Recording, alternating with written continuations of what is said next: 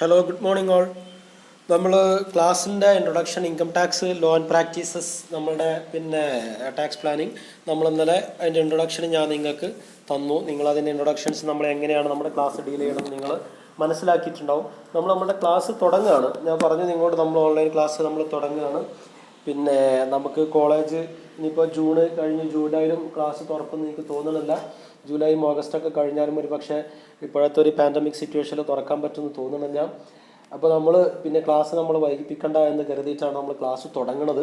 ഇനി in case June അവസാനമോ ജൂലൈയിലൊക്കെ class ഈ മാസം അവസാനം അല്ലെങ്കിൽ ജൂലൈയിലൊക്കെ ക്ലാസ് തുറക്കുകയാണെങ്കിൽ നമുക്ക് എന്ത് ചെയ്യാം, നമുക്ക് ക്ലാസ് ഈ പറഞ്ഞ കാര്യങ്ങൾ നമുക്കൊന്നും കൂടെ ക്ലാസ്സിൽ ഡിസ്കസ് ചെയ്യാം. ഇനി അല്ലെങ്കിൽ നമുക്ക് ഈ ക്ലാസ് തന്നെ നിങ്ങൾ എന്ത് ചെയ്യാം, നിങ്ങൾ കണ്ടിട്ട് നമ്മൾ പറഞ്ഞാൽ നിങ്ങൾക്ക് ഇൻട്രൊഡക്ഷനിൽ തന്നതുപോലെ നിങ്ങൾ നോട്ട്സൊക്കെ തയ്യാറാക്കുക. അപ്പോൾ നമ്മൾ ക്ലാസ് തുടങ്ങുകയാണ്. ഫസ്റ്റ് മൊഡ്യൂളാണ് നമ്മൾ തുടങ്ങുന്നത്, basic concepts. Okay, basic concepts of income tax, ഇതാണ് നമ്മളുടെ ഫസ്റ്റ് മൊഡ്യൂള്. അപ്പോൾ ഒന്നാമത്തെ മൊഡ്യൂളിൽ നമ്മൾ എന്താണ് ടാക്സുമായി ബന്ധപ്പെട്ട കുറച്ച് കാര്യങ്ങളാണ് നമ്മൾ പഠിക്കുന്നത്.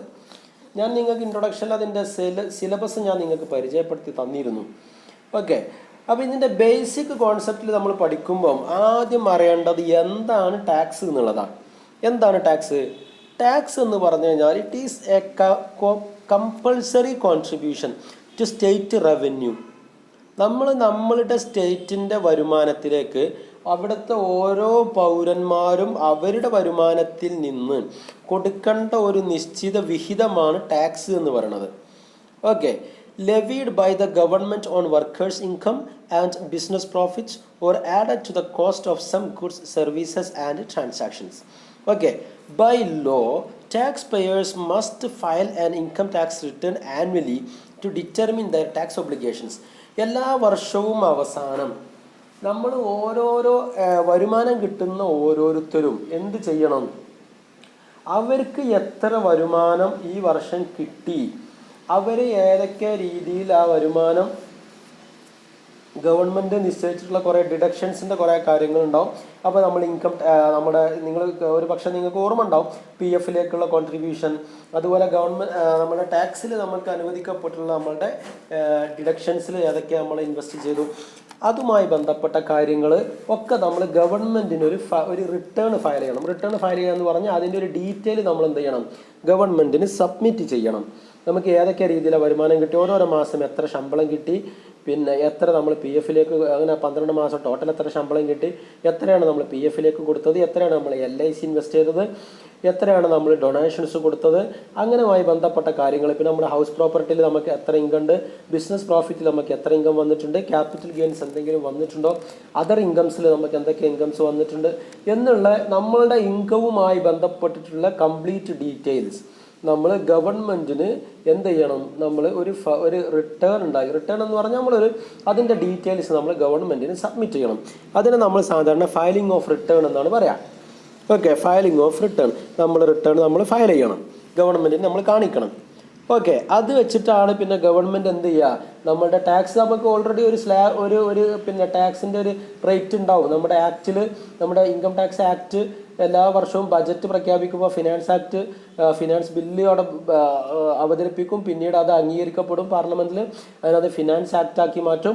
ആ ഫിനാൻസ് ആക്റ്റിൽ വരുന്നത് എങ്ങനെയാണോ നമ്മുടെ ടാക്സ് കൊടുക്കാനുള്ള റേറ്റൊക്കെ തീരുമാനിച്ചത്, അത് പ്രകാരം നമ്മൾ കാൽക്കുലേറ്റ് ചെയ്തിട്ട് ഗവൺമെൻറ്റിലേക്ക് ടാക്സ് അടക്കണം. ഇനി ടാക്സ് അടക്കേണ്ട പ്രൊസീജിയർ എങ്ങനെയാണ്, നമ്മൾ ക്വാർട്ടർലി അഡ്വാൻസ് ആയിട്ടൊക്കെ എങ്ങനെയാണ് ഇത് കൊടുക്കുന്നത്, സാലറി കിട്ടുന്ന ആൾക്കാരുടെ എങ്ങനെയാണ് TDS പിടിക്കുന്നത് എന്നൊക്കെ ബന്ധപ്പെട്ട കാര്യങ്ങൾ നമ്മൾ അവസാനത്തെ മൊഡ്യൂളിൽ ഡീറ്റെയിൽ ആയിട്ട് പഠിക്കുന്നുണ്ട്. Okay, income taxes R sources of revenue for government. അതിൻ്റെ ഒരു നമ്മുടെ ഗവൺമെൻറ്റിന് പ്രധാനപ്പെട്ട വരുമാന മാർഗ്ഗങ്ങളിൽ ഒന്ന് ഇൻകം ടാക്സ് ആണ്. ഓക്കെ, നമുക്ക് കിട്ടുന്ന വരുമാനത്തിൽ നിന്ന് നമ്മൾ ഗവൺമെൻറ്റിന് കൊടുക്കുന്നതാണ് ഗവൺമെൻറ്റിൻ്റെ വരുമാന മാർഗ്ഗത്തിലെ പ്രധാനപ്പെട്ട ഒരു കാര്യം. Okay, they are used to fund public services, pay government obligations and provide goods for citizens. Government ആളുകൾക്ക് ശമ്പളം കൊടുക്കാനും ഗവൺമെൻറ്റിൻ്റെ ബാക്കിയുള്ള പ്രവർത്തനങ്ങൾക്ക് വേണ്ടിയിട്ടും, ഗവൺമെൻറ് കൺസ്ട്രക്ഷൻ പ്രവർത്തനങ്ങൾക്ക് വേണ്ടിയിട്ടും, പൊതുപ്രവർത്തനങ്ങൾക്ക് വേണ്ടിയിട്ടും, ജനങ്ങൾക്ക് ഗുഡ്സ് ആൻഡ് സർവീസസ് കൊടുക്കാൻ വേണ്ടിയിട്ടാണ്. എന്ന് വെച്ച് കഴിഞ്ഞാൽ പബ്ലിക്കിന് വേണ്ടിയിട്ടാണ്, ജനങ്ങൾക്ക് വേണ്ടിയിട്ട് തന്നെയാണ് ഈ വരുമാനം ഗവൺമെൻറ് ഉപയോഗിക്കുന്നത്. ഓക്കെ. അപ്പോൾ നമ്മൾ എല്ലാവരും എന്ത് ചെയ്യണമെന്നില്ല, അവർക്ക് കിട്ടുന്ന വരുമാനത്തിൻ്റെ ഒരു നിശ്ചിത ശതമാനം ടാക്സ് കൊടുക്കണം എന്നില്ല. അതും ഒരു നിശ്ചിത എമൗണ്ടിന് മേലെ, ഇപ്പോൾ നമ്മൾ ഒരു 2.5 ലക്ഷം രൂപയുടെ മേലെ ആനുവൽ ഇൻകം ഉള്ള ആളുകൾ മാത്രമേ എന്ത് കൊടുക്കേണ്ടതുള്ളൂ, ടാക്സ് കൊടുക്കേണ്ടതുള്ളൂ. 2.5 ലക്ഷം വരെ നമുക്കതിന് ഒരു എക്സംഷനൊക്കെ തന്നിട്ടുണ്ട്. ഓക്കെ. അപ്പോൾ ചെറിയ വരുമാനക്കാർ കൊടുക്കേണ്ടതില്ല. കൂടുതൽ വരുമാനമുള്ള ആളുകൾ മാത്രമേ എന്ത് കൊടുക്കേണ്ടതുള്ളൂ, ടാക്സ് കൊടുക്കേണ്ടതുള്ളൂ. അപ്പോൾ this is what tax. Okay.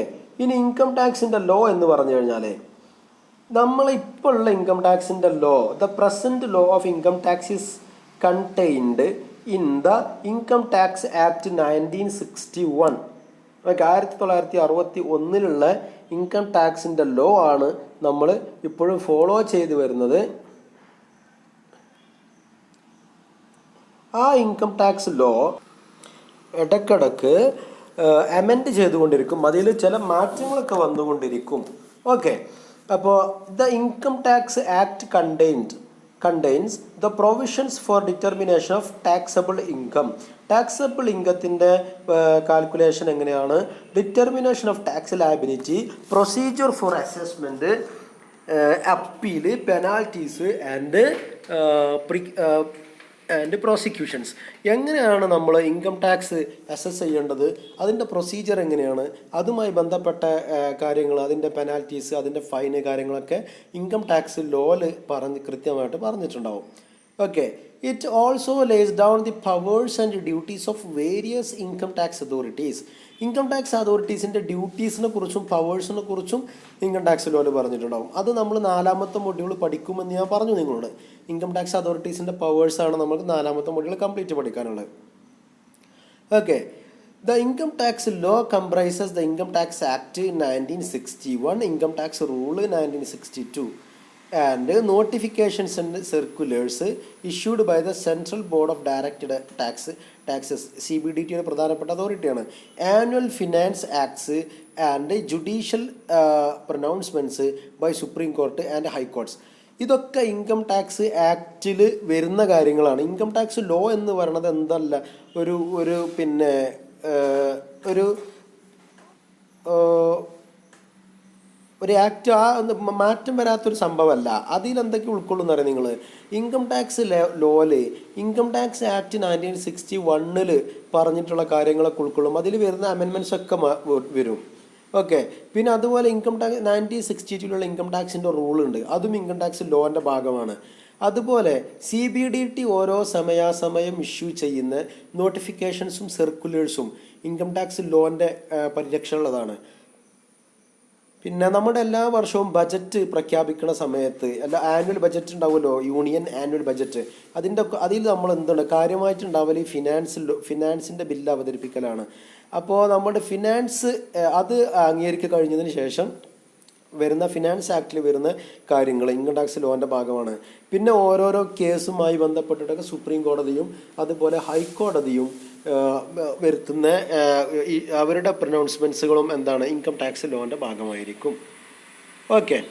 ഇനി എന്താണ് ഫിനാൻസ് ആക്ട്, അതുപോലെ income tax rules and circulars എന്നുള്ളത് ജസ്റ്റ് ഒന്ന് നമുക്ക് നോക്കാം. ഫിനാൻസ് ആക്ട് എന്ന് പറഞ്ഞു കഴിഞ്ഞാൽ എവറി ഇയർ, എല്ലാ വർഷവും finance minister of the government of India presents budget to the parliament. അത് നമുക്ക് അറിയാവുന്ന ഒരു കാര്യമാണ്. എല്ലാ വർഷവും ഫെബ്രുവരിയിൽ എന്ത് ചെയ്യും, ഫെബ്രുവരിയിൽ എല്ലാ വർഷവും ഗവൺമെൻറ് ഒരു ബജറ്റ് അവതരിപ്പിക്കും. ബജറ്റ് എന്താണെന്നൊക്കെ നമ്മൾ മുമ്പ് ഡിസ്കസ് ചെയ്തതാണ്. എങ്ങനെ ഗവൺമെൻറ്റിന് വരാവുന്ന എല്ലാ വരുമാനങ്ങളും ഗവൺമെൻറ്റിൻ്റെ എല്ലാ ചെലവുകളും കാണിക്കും. അടുത്ത വർഷം നമുക്ക് ഉണ്ടാവാൻ സാധ്യതയുള്ള എല്ലാ വരുമാനവും നമ്മൾ ചെലവാക്കാൻ ഉദ്ദേശിക്കുന്ന എല്ലാ ചെലവുകളും കാണിക്കുന്ന ഒരു ന്യൂമറിക്കൽ എക്സ്പ്രഷൻ ആണ് നമ്മൾ ബജറ്റ് എന്ന് പറഞ്ഞത് കൊണ്ട് ഉദ്ദേശിച്ചത്. ഓക്കെ. അപ്പോൾ ബജറ്റിൽ നമ്മൾ ഇത്തരം എല്ലാ കാര്യങ്ങളും നമ്മൾ അതിൽ കാണിച്ചിട്ടുണ്ടാവും. അത് യൂണിയൻ ബജറ്റിൻ്റെ ഒരു പ്രധാനപ്പെട്ട ഭാഗമാണ് നമ്മുടെ ഇൻകം ടാക്സിൻ്റെ ഫിനാൻസിൻ്റെ ബില്ല് എന്ന് പറയുന്നത്.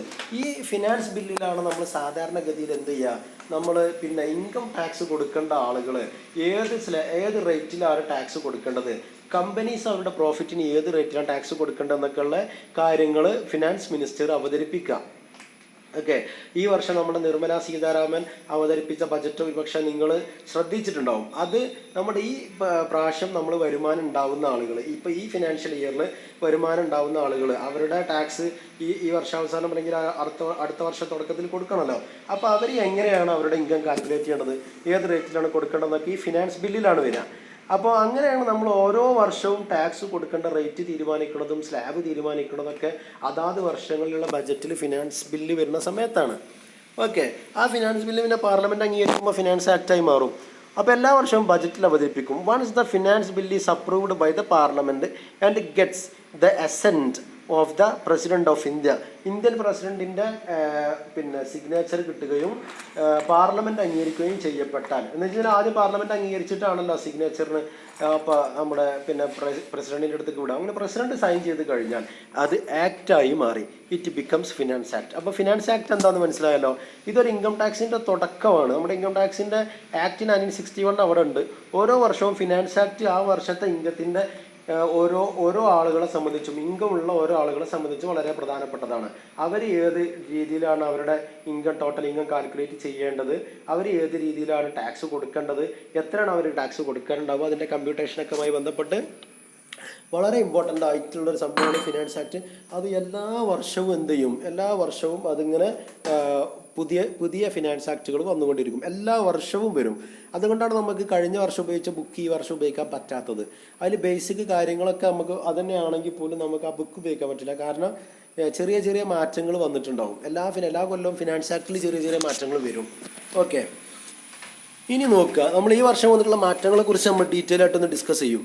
ഓക്കെ, ഇനി ഇൻകം ടാക്സിൻ്റെ റൂൾസ് എന്ന് പറയുന്നത് നമ്മൾ പറഞ്ഞല്ലോ, ഇൻകം ടാക്സിൻ്റെ റൂൾസും ഇൻകം ടാക്സിൻ്റെ ലോൻ്റെ ഭാഗം എന്ന് പറഞ്ഞല്ലോ. അപ്പോൾ അത് the administration of direct taxes is looked after by the central board of direct tax. CBDT ആണ് എന്ത് ചെയ്യണത്, നമ്മളുടെ ടാക്സുമായി ബന്ധപ്പെട്ടുള്ള കാര്യങ്ങളൊക്കെ കൈകാര്യം ചെയ്യണത്. CBDT എന്ന് പറഞ്ഞു കഴിഞ്ഞാൽ central board of direct taxes. Direct ടാക്സിൻ്റെമായി ബന്ധപ്പെട്ട ഹയർ അതോറിറ്റിയാണ് CBDT. ഒക്കെ നമ്മൾ ഡീറ്റെയിൽ ആയിട്ട് 4th മൊഡ്യൂൾ പഠിക്കാൻ പോവുകയാണ്. The CBDT is empowered to make rules. CBDTക്ക് എന്തിനുള്ള പവർ ഉണ്ട്, റൂൾസ് ഉണ്ടാക്കാനുള്ള പവർ ഉണ്ട്. For carrying out the purpose of the act. ആ ആക്ടിനെ നല്ല രീതിയിൽ കൊണ്ട് നടക്കാൻ, എന്നുവെച്ചാൽ ഫിനാൻസ് ആക്ട് അല്ലെങ്കിൽ നമ്മുടെ ഇൻകം ടാക്സ് ആക്ടിൻ്റെ നല്ല രീതിയിലുള്ള പ്രവർത്തനത്തിന് വേണ്ടിയിട്ട് CBDTക്ക് സമയാസമയം വരുന്ന മാറ്റങ്ങൾ വരുത്താം. For the proper administration of the income tax act the CBDT frames rules from time to time. These rules are collectively called income tax rules. അപ്പോൾ ഇൻകം ടാക്സ് റൂൾ എന്ന് പറഞ്ഞാൽ എന്താ നിങ്ങൾ പറയുക, these are the rules made by the CBDT time to time for the proper administration of the income tax. Okay, for the proper administration of income tax act. അതിനുവേണ്ടി CBDT സമയാസമയം ഉണ്ടാക്കുന്ന റൂൾസിനെ പറയുന്ന പേരാണെന്ത്, ഇൻകം ടാക്സ് റൂൾസ്. ഇനി circulars and notification എന്ന് പറഞ്ഞാൽ എന്താ, circulars are issued by the CBDT from time to time to deal with certain specific problems. ചില പ്രത്യേക പ്രോബ്ലംസിനെ സോൾവ് ചെയ്യാൻ വേണ്ടിയിട്ടോ അല്ലെങ്കിൽ അതിനെ ഡീൽ ചെയ്യാൻ വേണ്ടിയിട്ടോ ചില സർക്കുലേഴ്സ് അല്ലെങ്കിൽ നോട്ടീസുകൾ ഇറക്കിക്കൊണ്ടിരിക്കും. നിങ്ങൾക്കറിയാം, നമ്മുടെ കോളേജുകളിലും പിന്നെ ഗവൺമെൻറ്റുകളൊക്കെ ഇതേപോലെ സർക്കുലേഴ്സ് നോട്ടീസുകൾ ഇറക്കിക്കൊണ്ടിരിക്കും ചില സ്പെസിഫിക് ഇഷ്യൂസിന് വേണ്ടിയിട്ട്. Okay, and to clarify doubts regarding the scope and meaning of the provisions. നമ്മളെ ഇൻകം ടാക്സ് ആക്ടിലുള്ള ഓരോരോ പ്രൊവിഷൻസും എന്താണ് എന്ന് അതിന് വ്യാഖ്യാനം കൊടുക്കാനും അതിനെ എക്സ്പ്ലെയിൻ ചെയ്യാനൊക്കെ വേണ്ടിയിട്ട് ഇതേപോലുള്ള സർക്കുലേഴ്സുകൾ ഇറക്കിക്കൊണ്ടിരിക്കും അല്ലെങ്കിൽ നോട്ടിഫിക്കേഷൻസ് ഇറക്കിക്കൊണ്ടിരിക്കും. Okay, these circulars are issued for the guidance of the officers and or SSE. എന്താണ് ഈ സർക്കുലേഴ്സ് അല്ലെങ്കിൽ നോട്ടിഫിക്കേഷൻസ് ഇറക്കണതിനാ, ഇത് അസസ് ചെയ്യുന്ന ആളുകൾക്ക് ഒരു ഗൈഡൻസിന് വേണ്ടിയിട്ടാണ്, എങ്ങനെയാണ് ചെയ്യേണ്ടത് എന്ന് അറിയാൻ വേണ്ടിയിട്ടാണ്. ഓക്കെ, ഇപ്പോൾ ക്ലിയർ ആയല്ലോ. ഇനി നോക്കുക, നമ്മളെ സംബന്ധിച്ച് ടാക്സുമായി ബന്ധപ്പെട്ട് ഇൻകം ടാക്സ് നമ്മൾ പഠിക്കുന്ന അല്ലെങ്കിൽ ടോട്ടൽ നികുതിയുമായി ബന്ധപ്പെട്ട് 2 തരത്തിലുള്ള നികുതികളാണ് നമുക്കുള്ളത്. ഒന്ന് ഡയറക്റ്റ് നികുതി, രണ്ടാമത്തത് ഇൻഡയറക്റ്റ് നികുതി. ഒന്ന് നമ്മൾ നേരിട്ട് ഗവൺമെൻറ്റിലേക്ക് കാശായിട്ട് പേ ചെയ്യുക, രണ്ടാമത്തത് നമ്മൾ നേരിട്ട് പേ ചെയ്യല്ല, നമ്മളിൽ നിന്ന് നമ്മളറിയാതെ നമ്മൾ കൊടുക്കുന്ന ടാക്സുകൾ, അതാണ് ഇൻഡയറക്റ്റ് ടാക്സ്. നമ്മൾ സെയിൽസ് ടാക്സ് ഒക്കെ ഒരു ഇൻഡയറക്റ്റ് ടാക്സ് ആണ്. എങ്ങനെ? ഇപ്പോൾ നമ്മളൊരു സോപ്പ് വാങ്ങുകയാണ്, സോപ്പിൻ്റെ വില അതിൻ്റെ പുറത്ത് എഴുതിയിട്ടുണ്ടാവും rupees MRP rupees, maximum retail price rupees 20. നമ്മളത് മാക്സിമം റീറ്റെയിൽ പ്രൈസിന് തന്നെയാണ് അത് വാങ്ങാറുള്ളത്, അല്ലാതെ മിനിമം റീറ്റെയിൽ പ്രൈസിന് നമ്മളത് വാങ്ങാറില്ല. എപ്പോഴും നമുക്ക് മാക്സിമം റീറ്റെയിൽ പ്രൈസിനാണ് പ്രൊഡക്റ്റ് കിട്ടുക. അപ്പോൾ അതിന് താഴെ ബ്രാക്കറ്റിൽ എഴുതിയിട്ടുണ്ടാവും ഇൻക്ലൂസീവ് ഓഫ് ഓൾ ടാക്സസ് എന്ന് എഴുതിയിട്ടുണ്ടാവും. ഇവിടെ ഇൻക്ലൂസീവ് ഓഫ് ഓൾ ടാക്സ് എന്ന് പറയുമ്പോൾ നമ്മൾ 20 റുപ്യ കൊടുത്തിട്ട് ഒരു സോപ്പ് വാങ്ങുമ്പോൾ അതിലെന്തുണ്ട്? അത് ടാക്സും കൂടെ ഉണ്ട്. അതിലൊരു പക്ഷേ ഒരു നിശ്ചിത പെർസെൻറ്റേജ് ടാക്സ് ആയിരിക്കും. ആ ടാക്സ് നമ്മുടെ കയ്യിൽ നിന്ന് ആരാ വാങ്ങുന്നത്? നമ്മൾ ഏത് ഷോപ്പിൽ നിന്നാണോ നമ്മൾ ഈ പ്രൊഡക്റ്റ് വാങ്ങുന്നത് ആ ഷോപ്പുകാരാണ് വാങ്ങുന്നത്. ആ ഷോപ്പുകാർ അവർ എവിടെ നിന്നാണോ പ്രൊഡക്റ്റ് എടുക്കുന്നത് അവിടെ കൊടുക്കും. അപ്പോൾ അങ്ങനെ ഇൻഡയറക്റ്റ് ടാക്സുകൾ നമ്മൾ ഈ സാധന സേവനങ്ങളൊക്കെ നമ്മളെല്ലാം എന്ത് ചെയ്യുന്നുണ്ട്? നമ്മളൊക്കെ ടാക്സ് കൊടുക്കുന്നുണ്ട്. അപ്പോൾ അതുമായി ബന്ധപ്പെട്ട് അത് എങ്ങനെയാണ് ഈ കടക്കാർ ടാക്സ് പേ ചെയ്യണത്, എങ്ങനെയാണ് അതിൻ്റെ ഇൻപുട്ട് ടാക്സ്, ഔട്ട്പുട്ട് ടാക്സ്, ഇത്തരം കാര്യങ്ങൾ നമ്മൾ പഠിക്കേണ്ടത് GSTയിലാണ്. നിങ്ങൾ GST എന്ന് പറഞ്ഞ സബ്ജക്റ്റ് പഠിച്ച goods and service taxes. Okay, അപ്പോൾ ഗുഡ്സ് ആൻഡ് സർവീസ് ടാക്സിൽ നമ്മളത് ഡീറ്റെയിൽ ആയി പഠിക്കേണ്ടതാണ്. നമുക്കത് ഇവിടെ നമുക്ക് പഠിക്കാനില്ല, ഇൻഡയറക്റ്റ് ടാക്സ് നമുക്ക് പഠിക്കാനില്ല. ഓക്കെ, അപ്പോൾ അതൊരു ഭാഗമാണ് നമ്മുടെ സെയിൽസ്. പിന്നെ അതിൻ്റെ ടാക്സുമായി ബന്ധപ്പെട്ട് നമ്മൾ ഓരോ ഇൻഡിവിജ്വലി നേരിട്ട് കൊടുക്കുന്നത് അല്ലാത്തത് കൊണ്ടാണ് അതിനെന്ത് പറയണത്? Indirect tax. നമ്മളിവിടെ ഡീൽ ചെയ്യാൻ പോകുന്നത് ഡയറക്റ്റ് ടാക്സ് ആണ്. ഡയറക്റ്റ് ടാക്സ് എന്ന് പറഞ്ഞു കഴിഞ്ഞാൽ നമുക്ക് ഉണ്ടാകുന്ന ഓരോ ഇൻഡിവിജ്വലിനും ഉണ്ടാകുന്ന വരുമാനം. ഇപ്പോൾ ഒരു എക്സാമ്പിൾ പറയുകയാണെങ്കിൽ എനിക്ക് ഒരു മന്ത് സാലറി 60,000 ഉണ്ടെന്ന് കരുതുക.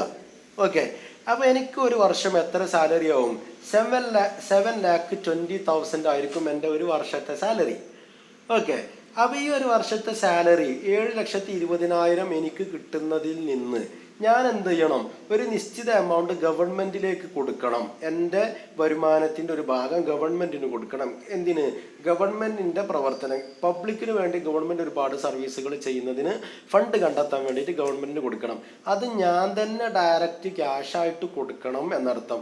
അതിനോരോ പ്രൊസീജിയർ ഉണ്ട്. അത് നമുക്ക് സാലറി തരുമ്പം അതിൽ നിന്ന് ആ ഇൻകം ടാക്സ് പിടിച്ചിട്ട് ബാക്കിയേ തരുള്ളൂ. അപ്പോൾ എന്നാലും അത് നമ്മളുടെ സാലറി നമ്മൾ ഡയറക്റ്റ് പേ ചെയ്യുന്നത് പോലെയാണ്. അതുകൊണ്ടാണ് അത്തരം ഇതിന് നമ്മൾ ഡയറക്റ്റ് ടാക്സ് എന്ന് പറയുന്നത്. ഓക്കെ, അപ്പോൾ അത് ഞാൻ സാലറി മാത്രമല്ല ഉള്ളത്. സാലറിയിൽ നിന്ന് മാത്രമല്ലല്ലോ ആളുകൾക്ക് വരുമാനം ഉണ്ടാവുക. ബിസിനസ് നടത്തുന്ന ആൾക്കാരുണ്ടാവും, അതിൽ നിന്ന് വരുമാനം ഉണ്ടാവും. പിന്നെ വീടുകളൊക്കെ റെൻറ്റിന് കൊടുത്തിട്ട് അതിൽ നിന്ന് വരുമാനം കിട്ടുന്ന ആളുകളുണ്ടാവും. പിന്നെ നമ്മളുടെ ഉള്ള പ്രോപ്പർട്ടീസ് വിറ്റിട്ട് നമുക്ക് ലാഭം കിട്ടുന്നതുണ്ടാവും. ഇനി അതല്ലാതെ വേറെയും ഒരുപാട് സോഴ്സുകൾ ഉണ്ടാവുമല്ലോ വരുമാനം കിട്ടുന്നത്. അപ്പോൾ അങ്ങനെ പല രീതികളിൽ വരുമാനം കിട്ടുന്ന ആളുകളൊക്കെ ഉണ്ടാവും. അതൊക്കെ നമ്മൾ ഈ രീതിയിൽ നമ്മൾ എന്താ ചെയ്യണം? ഡയറക്റ്റ് ആയിട്ട് നമ്മൾ ടാക്സ് പേ ചെയ്യണം. അപ്പോൾ നമുക്ക് 2 ടൈപ്പ് ടാക്സുകളാണുള്ളത്. ഒന്ന് ഡയറക്റ്റ് ടാക്സ്, രണ്ടാമത്തത് ഇൻഡയറക്റ്റ് ടാക്സ്. അതിൽ ഡയറക്റ്റ് ടാക്സ് എന്ന് പറഞ്ഞാൽ എന്താണെന്ന് ഞാൻ പറഞ്ഞു കഴിഞ്ഞു. ഇപ്പം ഇനിയാണ് കൂടുതൽ എക്സ്പ്ലെയിൻ ചെയ്യണില്ല. Incidence and impact fall on the same person. Assessee himself bears such taxes, thus it pinches the tax payer. Levied on income, example income tax. Progressive in nature, that is higher tax are levied on person earning higher income and vice versa. Indirect ടാക്സിൽ അങ്ങനെയല്ല. ഈ indirect ടാക്സിൻ്റെ പ്രത്യേകത കൂടുതൽ വരുമാനമുള്ള ആൾ കൂടുതൽ tax കൊടുക്കേണ്ടി വരും, കുറച്ച് വരുമാനമുള്ള ആൾ കുറച്ച് ടാക്സ് കൊടുത്താൽ മതി. പക്ഷേ ഇൻഡയറക്റ്റ് ടാക്സിന് അങ്ങനെയല്ല.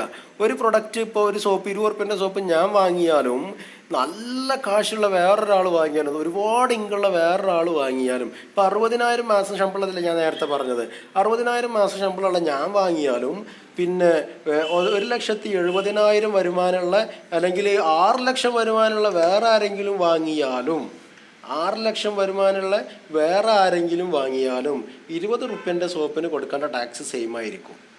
മനസ്സിലായോ? വ്യത്യാസം ഉണ്ടാകൂല എന്നർത്ഥം. ഓക്കെ, ഇനി ഇൻഡയറക്റ്റ് ടാക്സിനെ കുറിച്ചൊന്ന് പറയാം. Incidence and impact fall on 2 different persons. Tax act ഞാൻ പറഞ്ഞു, എക്സ്പ്ലനേഷൻ ഞങ്ങൾക്ക് തന്നു. Taxes are recovered from the assessee who passes such burden to another person, thus it does not pinch the tax pair.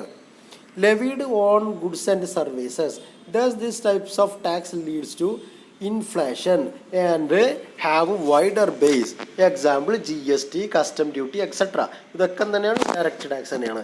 പിന്നെ regressive in nature, നമ്മൾ നേരത്തെ പറഞ്ഞത് progressive in nature എന്നാണ്. That is all person will bear equal worth of tax on goods or services consumed by them irrespective of their ability to pay. Okay, useful tool to promote social welfare by checking the consumption of harmful goods or sin goods through higher rate of tax. നമുക്ക് ഈ tobacco പോലുള്ള alcohol പോലുള്ള പ്രൊഡക്റ്റുകൾക്കൊക്കെ ഭയങ്കര tax ആയിരിക്കും. അതിൻ്റെ വില അതിൻ്റെ production cost ഒരു പക്ഷേ 100 രൂപ ഉണ്ടാവുള്ളൂ. പക്ഷേ അതിൻ്റെ പ്രൈസ് മാർക്കറ്റിലെത്തുമ്പോൾ 250-300 ആവും. ബാക്കി അതിൻ്റെ 100%, 200%, 300% ടാക്സ് ചാർജ് ചെയ്യും. അപ്പോൾ അങ്ങനെ നമുക്ക് എന്താക്കാനും പറ്റും, അതിന് സോഷ്യൽ വെൽഫെയർ കൊണ്ടുവരാനൊക്കെ നമുക്ക് അതിനെ ഈ ഇൻഡയറക്റ്റ് ടാക്സുകൾ നമ്മളെ സഹായിക്കും. അപ്പോൾ നിങ്ങൾ കേട്ടിട്ടുണ്ടാവും, നമ്മൾ ബിവറേജിൽ നിന്നാണ് നമുക്ക് കേരളത്തിന് ഏറ്റവും വലിയ വരുമാനമുള്ളതെന്നൊക്കെ നിങ്ങൾ പറഞ്ഞ് കേട്ടിട്ടുണ്ടാവും. അപ്പോൾ ബിവറേജ് എന്ന് വെച്ച് കഴിഞ്ഞാൽ ആ പ്രൊഡക്റ്റിനാണ് ഹയസ്റ്റ് ടാക്സ് ഉണ്ടാകുക.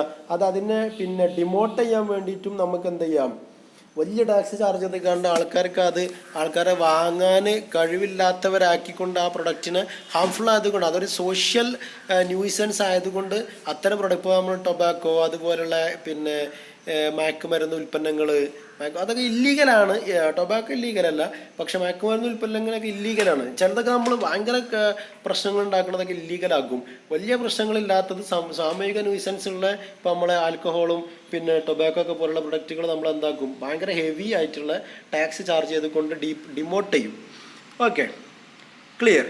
അപ്പോൾ നമ്മൾ ഇത്ര മതി ഇന്നത്തെ ക്ലാസ്. നമ്മളതിൻ്റെ ടാക്സുമായി ബന്ധപ്പെട്ട ഇൻട്രൊഡക്ഷനാണ് പറഞ്ഞത്. എന്താണ് ടാക്സ് എന്ന് പറഞ്ഞു, എങ്ങനെയാണ് ടാക്സ് നമ്മൾ ഇതെന്ന് പറഞ്ഞു, അതിൻ്റെ finance act, finance rule, income tax act, അതുമായി ബന്ധപ്പെട്ട കാര്യങ്ങൾ പറഞ്ഞു.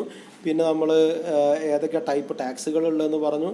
ഇത്രയാണ് നമുക്ക് ഇന്ന് ആവശ്യമുള്ളൂ. അപ്പോൾ ടാക്സുമായി ബന്ധപ്പെട്ട് നിങ്ങൾക്കൊരു ചെറിയ ധാരണ കിട്ടിയിട്ടുണ്ടാവും. അതുകൊണ്ട് ദാറ്റ്സ് ഓൾ. Thank you.